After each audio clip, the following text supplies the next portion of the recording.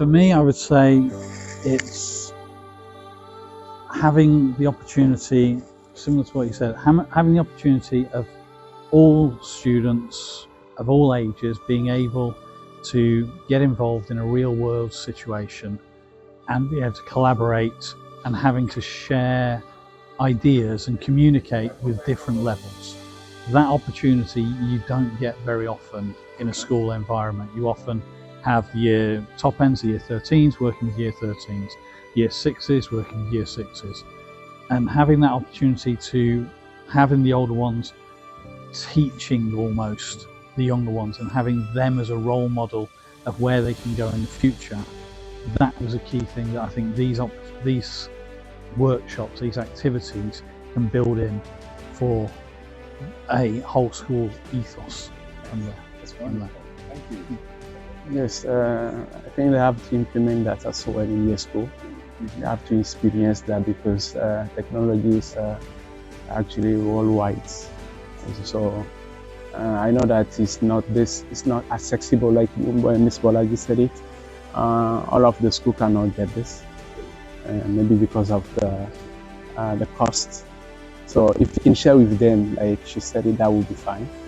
Yes, share with them as it's something that is worldwide.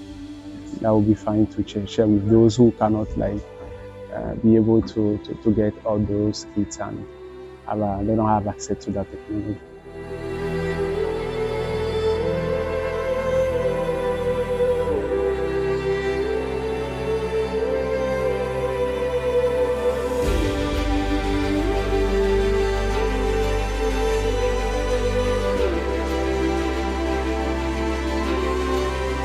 I think the biggest thing is create time for young people to take risks and be creative and to find their own way to an end point rather than trying to control that journey too much.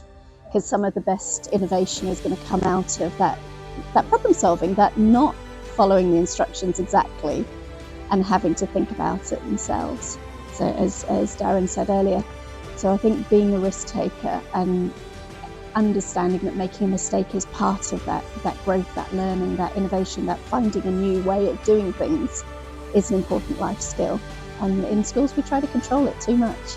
Oh, that's a great answer. And just like one of the students came up afterwards and he asked me the question of, he says, well, I enjoy doing C and C++.